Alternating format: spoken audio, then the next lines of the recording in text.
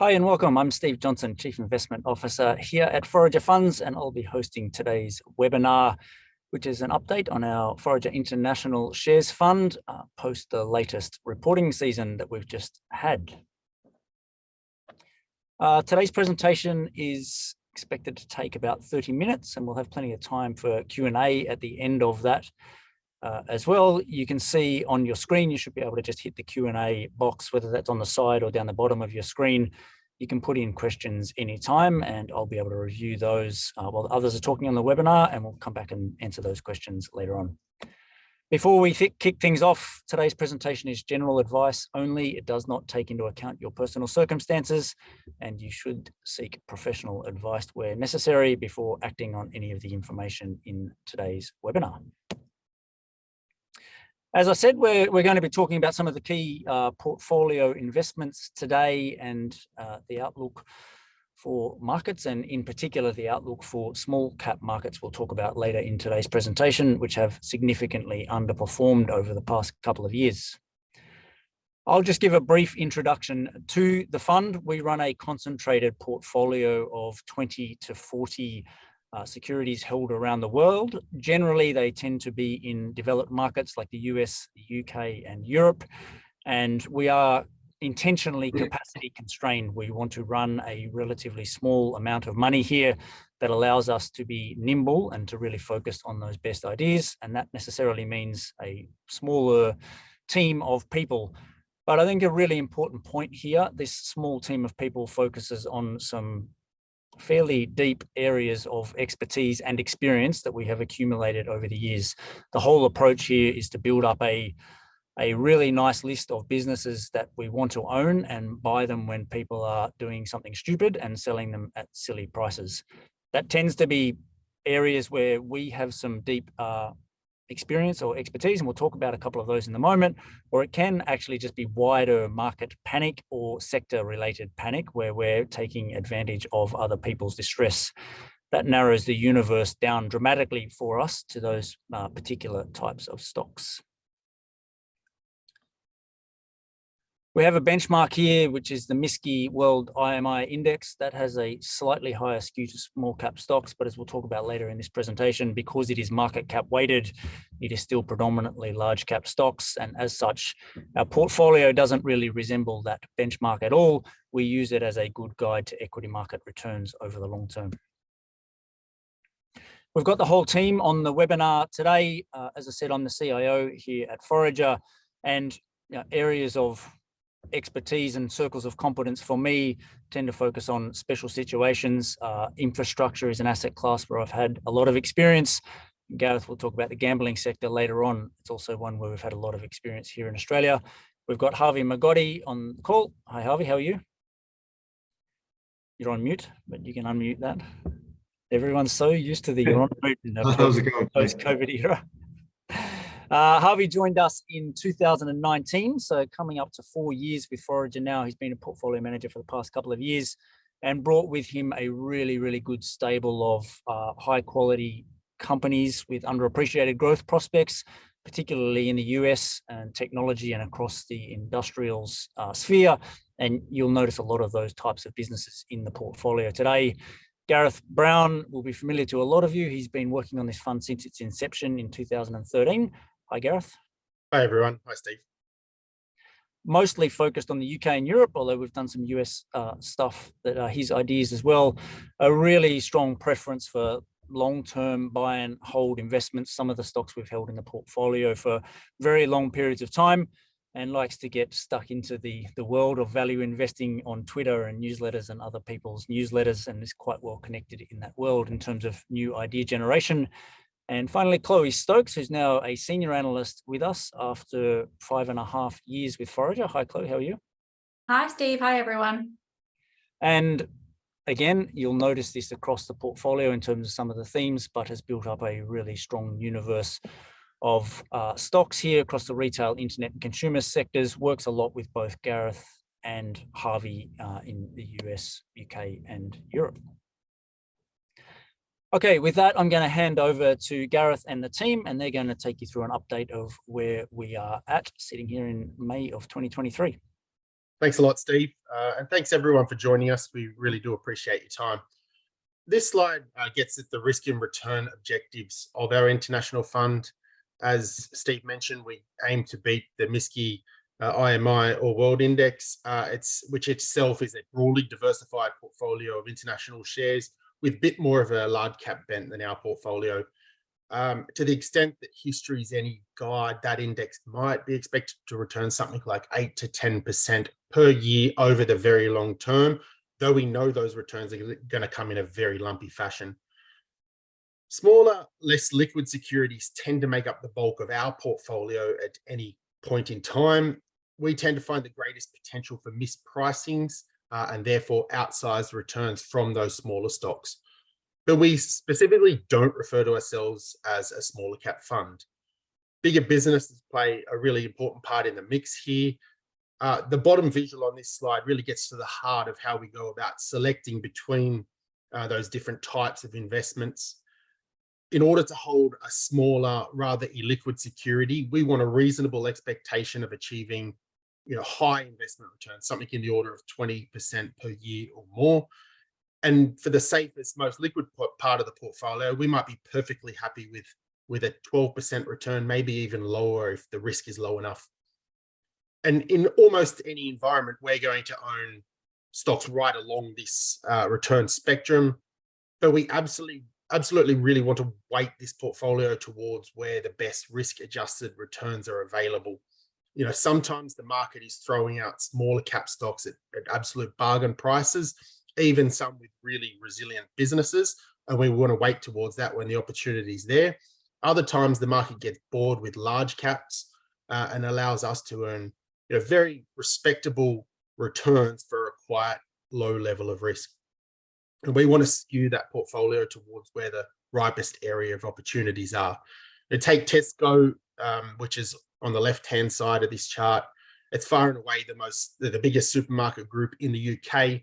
By the time we reinvested in this stock in late 2022, it had stabilized market share losses to the German competitors and was once again growing revenue and underlying profitability. It was returning to shareholders about 10% of its market cap every year via dividends and buybacks. So we didn't need underlying earnings to grow much to achieve a perfectly respectable 12, 13, 14% annual return from what is a really low risk situation. At the other end of the spectrum, we have something like a Blanco, which makes data erasure software. This is a globally dominant business, but in a very tiny niche. It's a very illiquid stock. We think it can grow really quickly. We require it to grow quickly. If we don't think we can get a 20% return annually from a combination of sales growth and margin expansion, we're unlikely to continue owning it. So both these types of stocks and everything in between, they deserve their spot in the portfolio. But as markets get heated, you can expect us to pivot more towards those Tesco-like situations to preserve capital. And when markets go into panic mode and liquidation mode, we're going to be more likely focused on opportunities like Blanco on the right of the chart.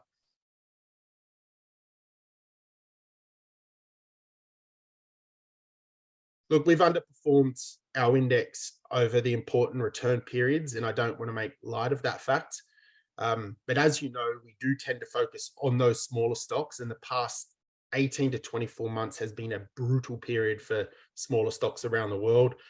60 to 70% of our fund typically is invested in stocks with a market capitalization less than $10 billion US.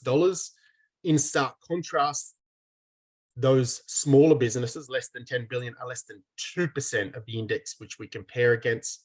That's been an immense benefit to the index over the past few years, and we've been a victim of that. I don't want to, we can and we do own stocks across the market capitalization spectrum. So I offer that as an explanation, not an excuse. But we have underperformed. We have underperformed, but we've done it. We've earned double-digit returns over most time periods, despite it being a really poor period for our kind of stock. And as you can see on the left side of this column, showing the financial year to date, we're seeing some encouraging signs. We've just come through a really good reporting season. We're going to run through in some detail some of the more important positions and how they've gone. But I think importantly, there's a long tail of investments here that have each, largely delivered to our thesis over the latest reporting season. Most of the safe and cheap stalwarts, stocks like Tesco, Ferguson, and Meta, they've delivered exactly what we needed of them to provide that bedrock of consistency. And at the smaller end, we've had really strong results from businesses like Norbit in Norway, Open Lending, and even lastminute.com is getting its house in order. The reporting season we've just gone through really solidified for us that we're on the right track, because we're not yet getting a tailwind from the background smaller cap sector. It's individual stories that have been performing for us. Harvey's going to run through some of the statistics later on, showing that headwind against smaller caps is still in place. But our smaller stocks have generally shown their mettle through this reporting season. And we do think we get a broader bounce back from the small cap route at some point. In the meantime, we're finding plenty of interesting new ideas with substantial margins of safety. And importantly, we're finding them both at the safe and cheap stalwarty end and in bombed out smaller caps. And really, a lot of our time at the moment is spent working out how to optimize the portfolio given a wide and attractive opportunity set.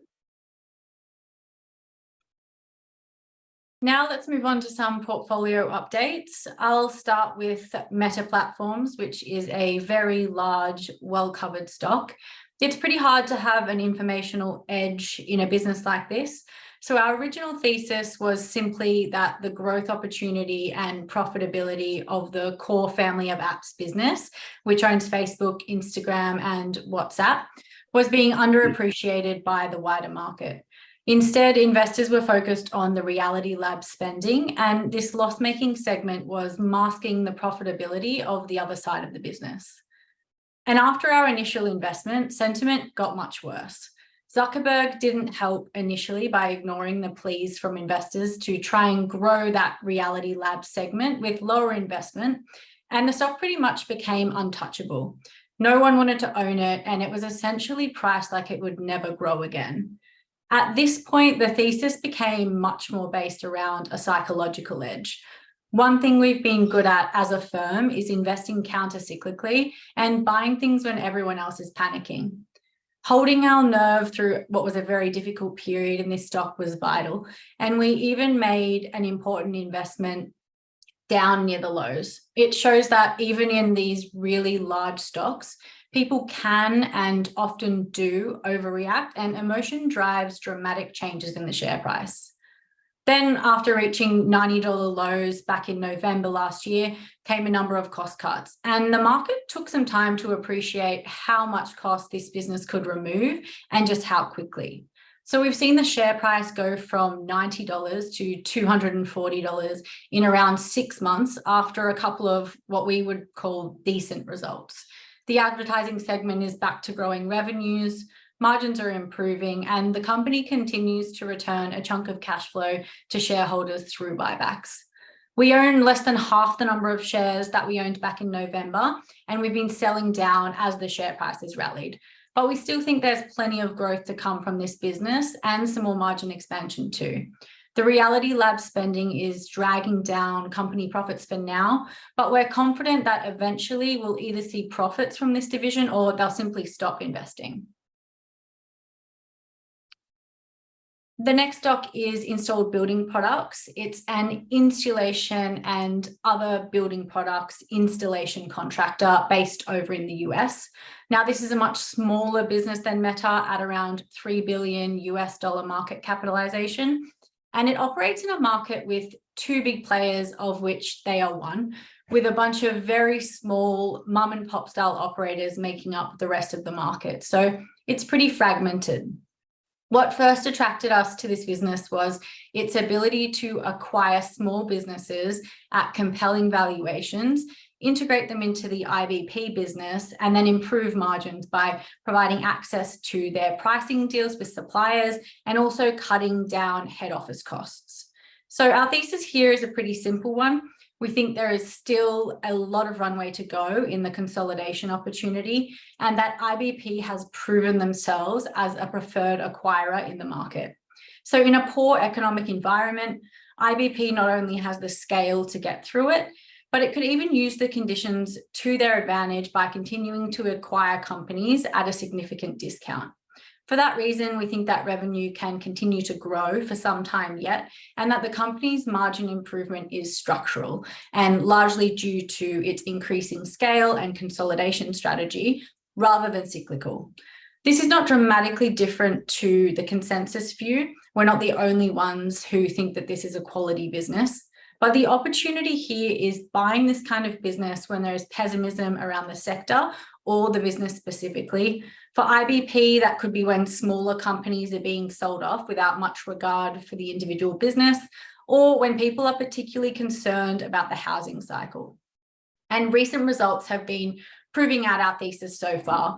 IBP has acquired $43 million of its target $100 million in acquired revenue for the year, already just in the first quarter.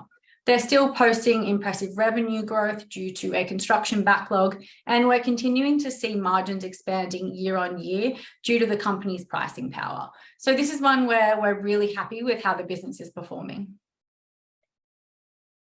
Let's move on to online gambling company Flutter. It's been one of the most important outperformers for the fund over the past year. Those of you that attended our webinar last year or our October 22 roadshow will recognize the thesis up there in the top left corner. This is unchanged from that. This is the original thesis we had on this business. Look, it's based on years of watching the industry in Australia and in Europe, particularly in the UK. We expected that the nascent US market, which was really rapidly growing, would end up being a winner-take-most type of business, and that Flutter's FanDuel operation would be that winner.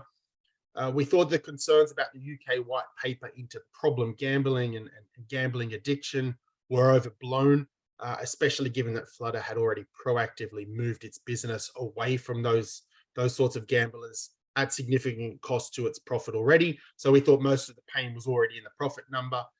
And lastly, and really in contrast to a lot of investors out there looking at this business, we thought Flutter being an international conglomerate was a huge value add rather than something that deserved the discount. So how's it been going? Well, FanDuel is settling typically at something like a 50% market share of revenue across the US. So it is the largest player. It's very similar to its Australian business.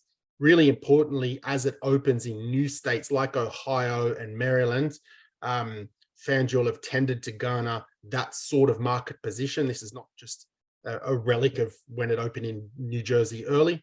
It is the dominant player. It will report a profit from the US operation in 2023, which is well ahead of the rest of the industry, and it will scale profitability from here significantly. Part of the reason for its dominance in the US is around parlays. This is what we call a multi in Australia. This is a technology developed right here at Flutter's own sports bet brand in Melbourne for the AFL initially, and that they've used that know-how to grow revenues in the US. It's also marketing knowledge that has been developed in the UK and Australia, particularly, that it is using in the US as part of its arsenal. And lastly, that UK white paper was finally released a few weeks ago, and the market just paid no attention to it. The industry has mostly already moved to rules that are at least as restrictive as those outlined in the white paper, and we're not expecting any substantial further additional erosion in profitability. Our thesis is playing out really well. What's changed over the past year is the degree to which the market has started agreeing with us. The share price has made strong gains, and our viewpoint is no longer as steeply contrarian. We've sold more than half the number of shares that we held a year ago. It's still a really important position for us, but it's no longer our largest one.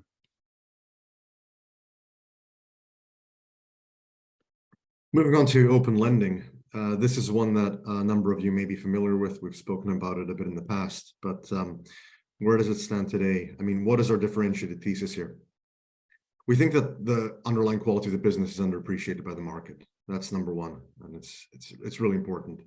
Number two, the investors in the market at the moment are focusing a lot on the near term, i.e. what is happening right now in the environment. And, you know, we know the environment's tough. Rates are up, Car availability in the US is pretty low, and that creates a pretty tough environment to navigate through. But these things will abate. We're already seeing the manufacturers starting to produce more cars. There's been a bit of softening in prices as well over the past kind of 6 to 9 months in terms of used car prices. So things are getting a bit better. Now, we actually think that the downside here is limited relative to where it was maybe 12 or 18 months ago. Why? On the bottom right chart, you can see that the refinance loans, that is people that are sitting on loans and sitting on cars and choose to refinance to get better rates, that has gone to almost zero. That's that middle line there. On the other hand, loans for people getting a car from and using a credit union to finance it, or financing it with the help of original equipment manufacturer, these have actually improved year on year. So the downside here to some extent has been limited. Now, what happened during Q1 of this year? They had a really tough quarter. Their sales were down quite a bit, but the business actually showed resilience. Margins were up sequentially. And as you can see in the bottom right, you've kind of reached a level where you can't be getting hit too much more, at least in that area. The stock was actually up 40% over a few days. And we're seeing a similar setup in many other, smaller cap names, things that have been hammered, down 50, 60, 70%. Once people start to see a bit of a bottoming or, expectations being normalized and a light at the end of the tunnel, they tend to rate these names really fast. And they're almost, many are spring loaded to some extent.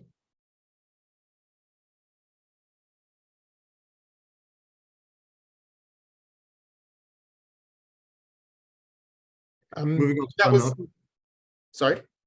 That was a quick run through of some of our larger and more important positions. Let's now move on to overall portfolio positioning.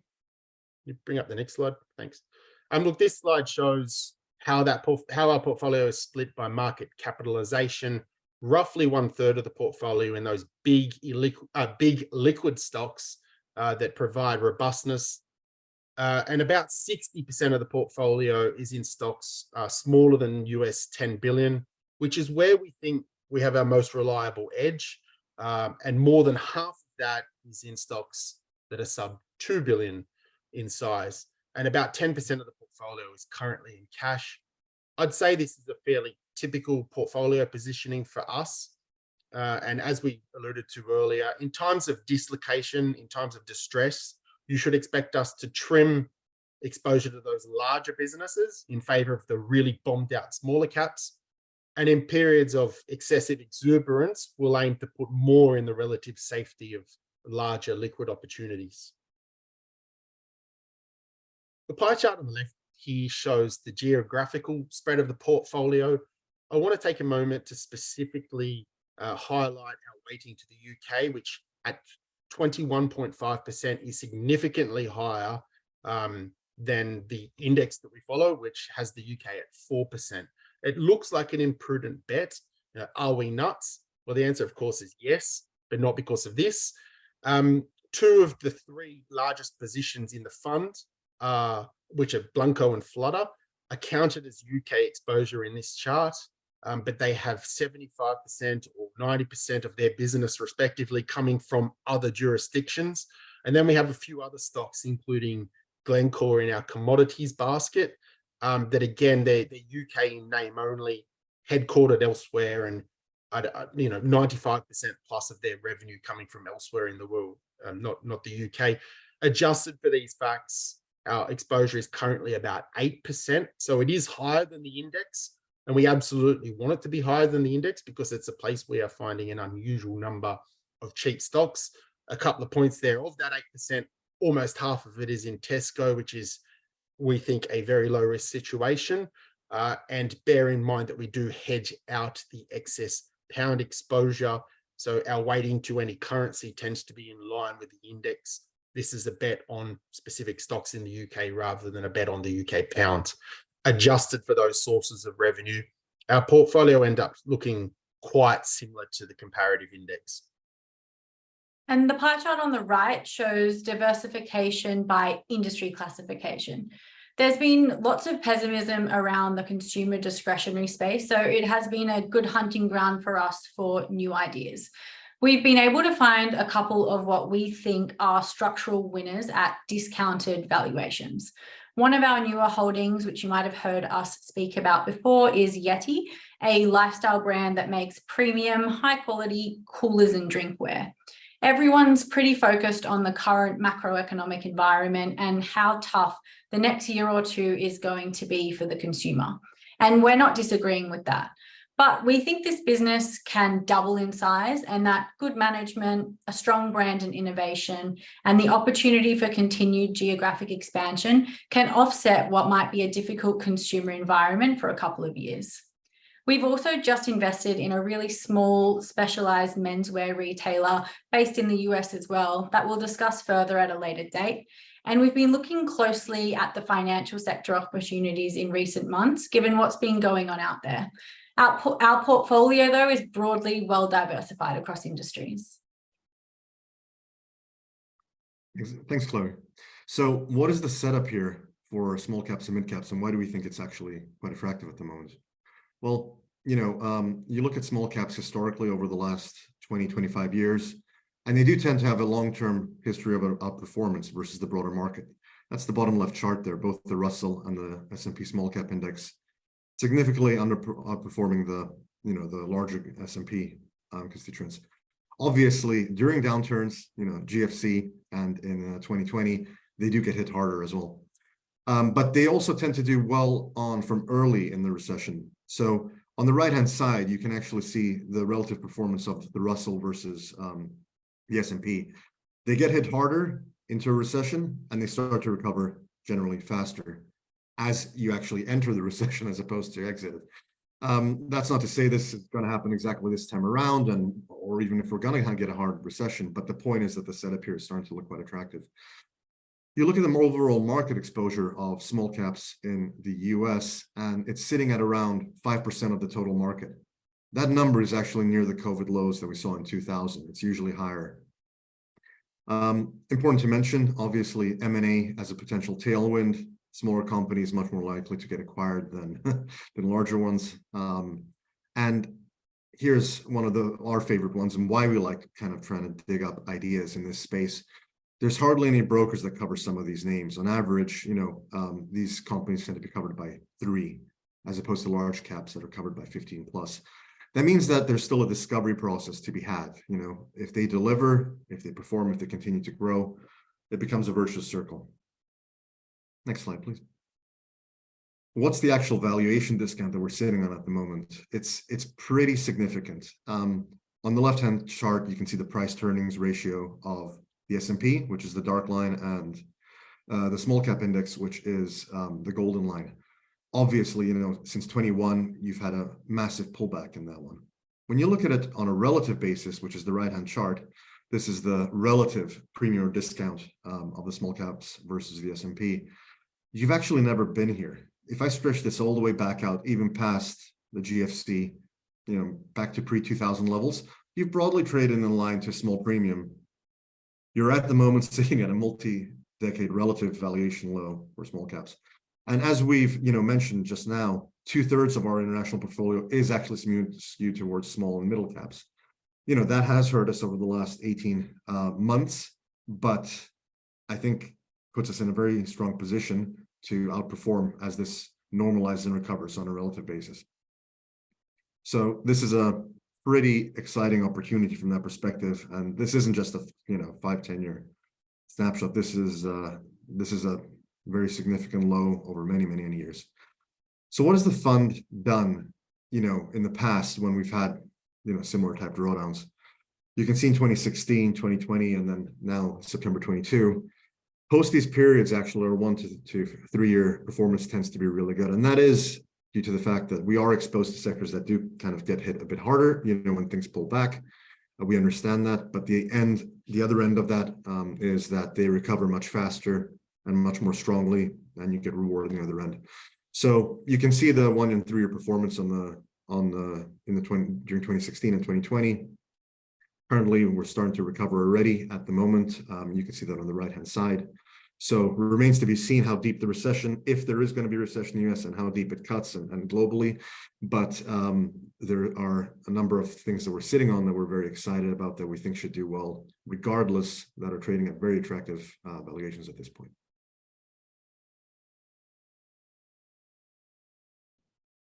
Great, thanks for that, team. So we've got plenty of time now for Q&A. There's already a few questions there that I can see, but you can jump in and add a few more questions as we go along. I just thought I'd kick things off with a few questions of my own. Gareth, that chart was suggesting a very successful investment so far in Flutter, and a big part of your thesis there has been that US sports betting market. We've had an ASX listed company here called PointsBet. It's been an absolute money pit for investors. They've sold their US business now at a fraction of the amount of money they put into it over the past few years. And you would argue it's more of a pure play on that US market than Flutter, which has other businesses around the world. Why has one worked and the other not? And are there any larger lessons in that? Yeah, thanks, Steve. Look, broadly, the answer there is because we've been right in our thesis here that this is a winner take most business. PointsBet is an also ran in the US. I track a lot of the states individually. PointsBet typically has something like a 2 to 4% market share in most of the states in which it operates, with a few exceptions like Illinois, where it's a little bit higher. Flutter's FanDuel operation will typically generate something in the magnitude of 10 to 20 times as much revenue from an individual state as PointsBet will. And so FanDuel can spend, FanDuel being the segment, being Flutter's business in the US, for those that might not have understood that, FanDuel can spend a lower percentage of overall revenue on marketing while spending, 10 to 15 times as many absolute dollars on marketing, attracting new customers. So who's going to win in a situation like that? Look, FanDuel will get to profit first. It and a few of the other large players will win most of the customers, almost all of the customers in the market eventually. And PointsBet gets left there bleeding. Having a sub 5% market share, it's just not a viable business as a standalone entity. You know, I thought PointsBet might have some strategic value in some of those bigger states like Illinois, and that's the way it's played out here. They've received a bid because someone wants to buy them for a few extra customers, and chiefly the licenses are all set up in 16 different states, good to go. You know, if you look on our Slack channel, I suggested that Fanatics might bid for PointsBet about 6 months ago. So I'm not a surprise. It's a logical deal. It is salvaging some value for PointsBet shareholders, but they have destroyed significant shareholder value in the US. And I think that was perfectly predictable from the get-go. They don't seem to grasp the most important characteristics of an online marketing business for profit is having scale, scale, and scale.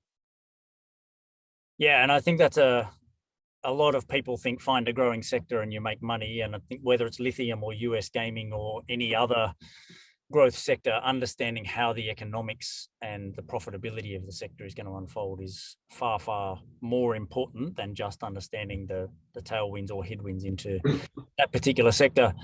Harvey, you touched on the relative valuations of small caps and some examples of encouraging price behavior. You know, so far it's been a relatively good financial year for the fund, but those relative valuations of small caps in general are still a huge gap to the larger part of the market.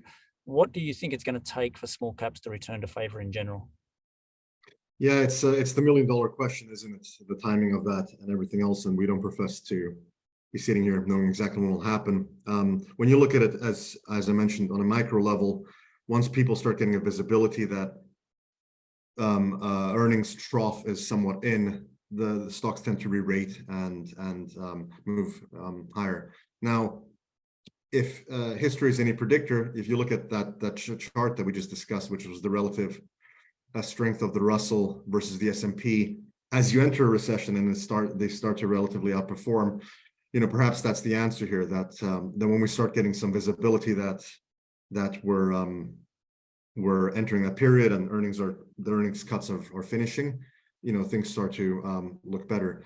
Now, Obviously, I do want to mention here, if you get a hard recession in the US and elsewhere, all bets are off. There's still downside to all sorts of names, especially smaller ones, which are less liquid. But in general, I would say that looking at history, once you have a bit more visibility, and that's going to be across the board, across sectors, not just on a micro level, like names like Open Lending, that's when you start to see the light at the end of the tunnel, and you can, start to buy these names. I believe that's how the broader market may look at it.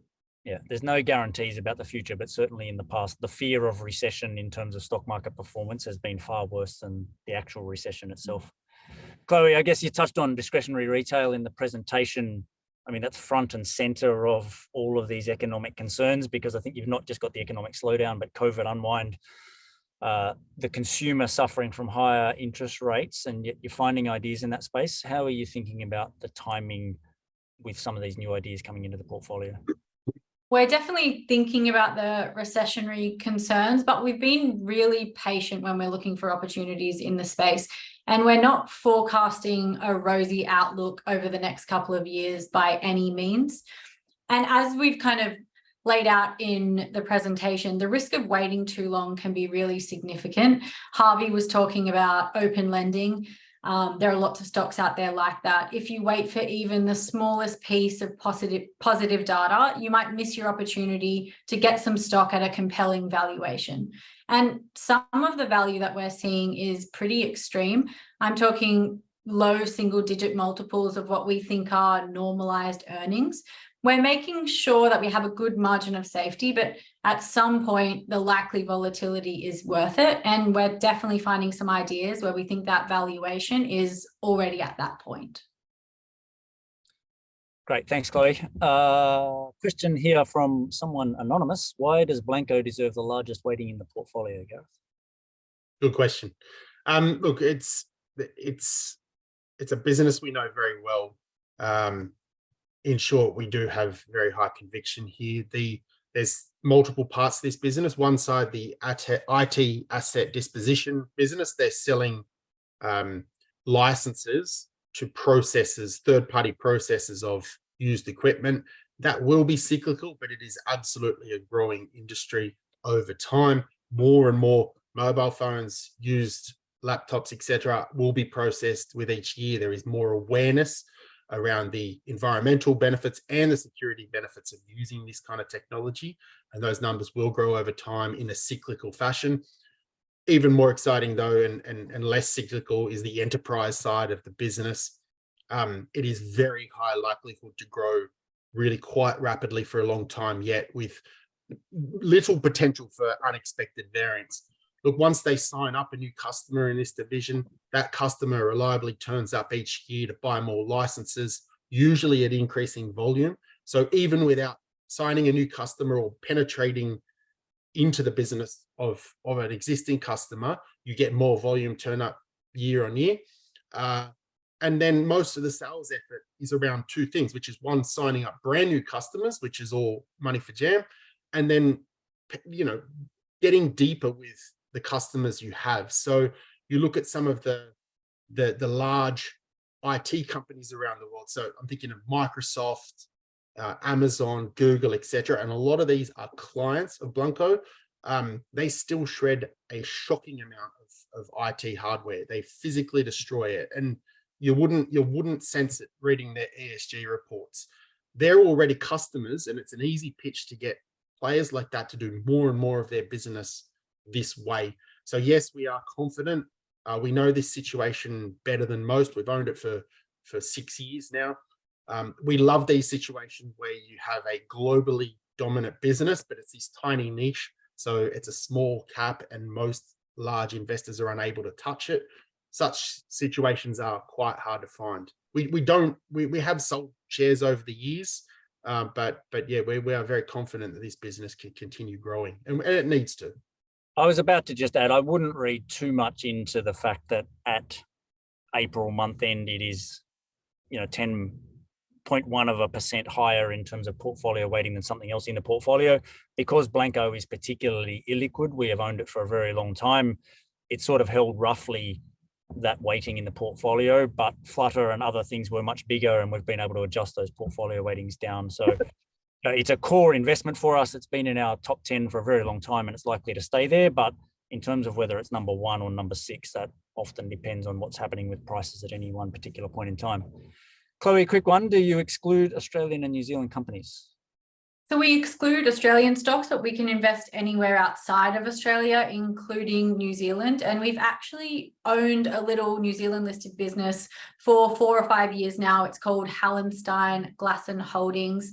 They own Glasson stores here in Australia and in New Zealand. And we actually came across the opportunity I came across the opportunity while shopping at Glasson stores and following the brand on Instagram over here. So I noticed that it was really taking off, and we spoke to some brokers over in New Zealand, and we found out that it's thought of more like a sleepy retailer that's been around for a really long time and not all that high growth and exciting. And no one was really paying too much attention to that Australian segment, which was smaller but much faster growing, and now it's really meaningful. So it was nice to be able to get a differentiated view from living in Australia, which is obviously quite close by, but the stores were having very different experiences. And so far it's played out really well, despite them having to deal with COVID lockdowns for a couple of years. So we're definitely open to investing in New Zealand when the right opportunities present themselves. I'll just clarify that quickly. I mean, there's nothing actually technically stopping us buying Australian stocks, and we have owned South 32, for example, in the past that was dual listed. So it's possible, but across both Australia and New Zealand, we have an Australian fund. A lot of our clients are invested in both products. The predominant purpose of this product is to give people global exposure. So it will always be a small percentage of this particular fund. 2 questions for you, Harvey. First, there's similar question. Do we invest in Asian stocks, and does the fund have any current investments in Japan? Are there any opportunities the fund is currently looking at in Japan? Yes, we do, is the answer. We've owned Sony for a number of years, and I've spent a decent amount of time over the past kind of decade looking at Japanese stocks, particularly on the machinery and industrial front. They have some amazing businesses there. So absolutely, yes, we have a watch list. At the right price, there are a number of names that we would consider buying there. I actually came back from Japan 1 or 2 months ago.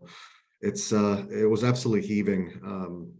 The shops were jam-packed. Tourism's back, obviously, after foreigners being locked out of the country for many years. They were one of the last countries to reopen post-COVID. So at least that proportion of the economy is doing well, and they do have some extremely well-run businesses. We do look at it. As I mentioned, Sony is a holding that we have at the moment, and it is definitely on our radars. But we focus on specific patches that we know and don't try to cover the whole country, so to speak. But pockets generally, worth adding that it's not an easy place to invest. The reports are never. So some of these companies that you're focusing on are reporting really well in English, but the vast majority of the market is not. Yeah. That makes it very hard. Second one for you. Can you give an update on Zebra Technology? Reason for the languishing share price?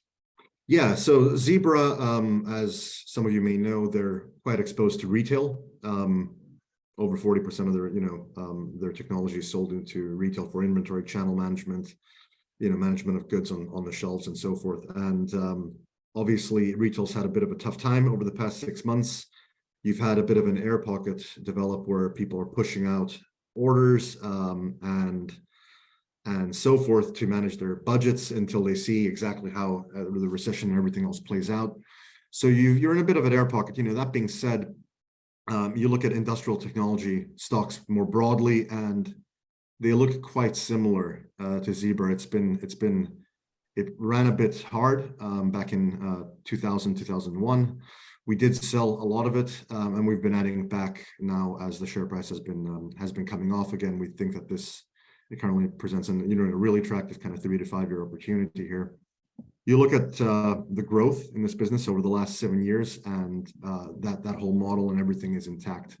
So bit of an air pocket at the moment, but equally share price and valuation currently undemanding, we feel. A couple of admin questions I'll answer quickly. Is there a way to price the units in the fund on a daily basis instead of weekly through Fundhost?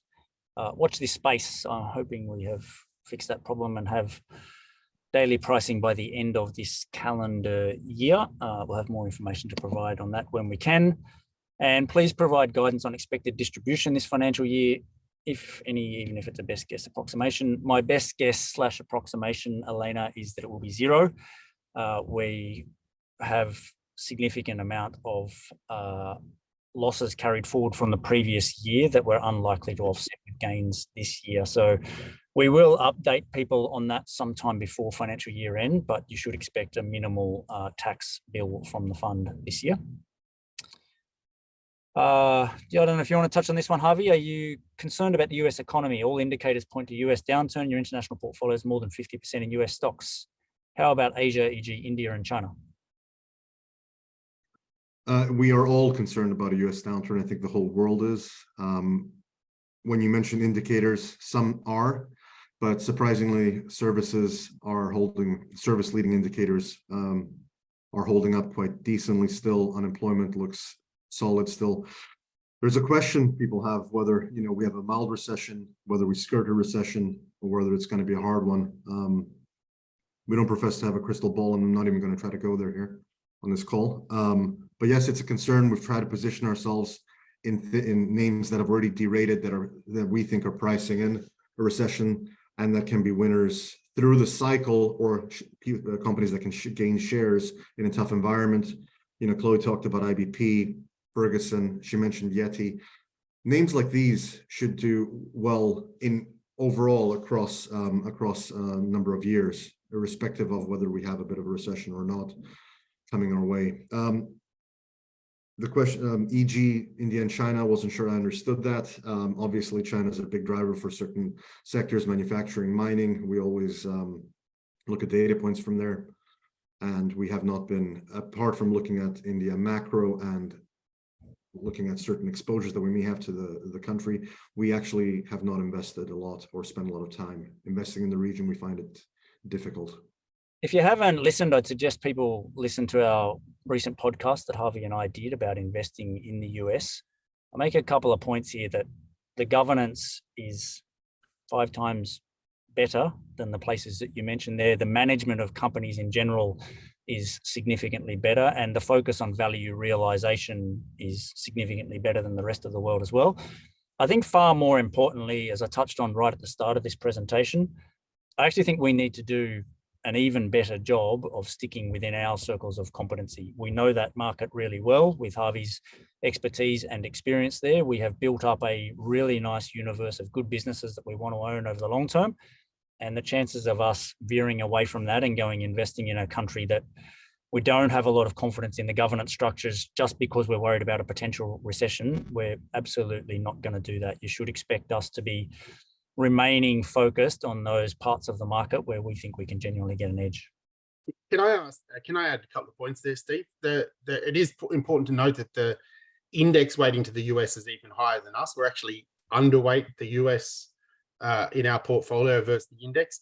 And also a lot of the exposure we do have to companies that do export globally. So kind of like the similar story to the UK. You can actually you could invest exclusively in the US, but have a globally diversified portfolio, in a way. So I think that's important to point out. A couple of questions here on inflation. How does the high inflation environment influence your investment decisions and allocations? And do you adjust your return requirements for inflation? I'll maybe touch on the second question because that's a big part of my job as CIO, is to set our hurdle rates of return. You saw on that slide earlier, we think 8 to 10 is the right long-term rate from equity markets, and we want to earn a premium to that. So our threshold rates of returns are 12 to 18.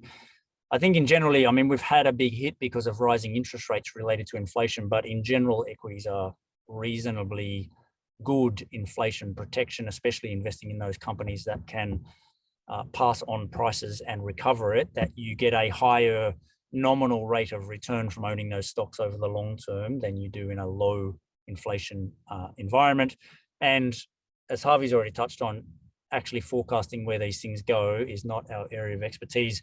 We've sort of used that 8 to 10 as our benchmark for most of the time or all of the time I've been running this business. And I think there's plenty of evidence of inflation starting to slow and come down. I think that's as likely as it continuing to go up. And I don't really see any reason there's enough buffer for us in that relative to current real rates for us to keep using it as a consistent benchmark for us. Ian says, Harvey, what did you mean by drawdown on your last slide? Can you just explain exactly what drawdown means? Yeah, so that's basically the peak to trough and trough to peak performance of the unit price during these periods. Yep. Just a reminder for everyone that down 50 and up 50 doesn't get you back to 100%, worth noting on that slide. And I think that sort of, look, we've got a question here on the debt saga, the ceiling in the US. I mean, we've seen this show so many times over the past couple of decades. It is highly likely, I would say, to once again end in a sensible outcome once all of the argy-bargy has run its course. So I would not, and the markets are not panicking too much about what's going on there. There's a lot of headlines, but if you look at price action, people are assuming that the same thing that's happened the past 20 times this has happened is going to happen again.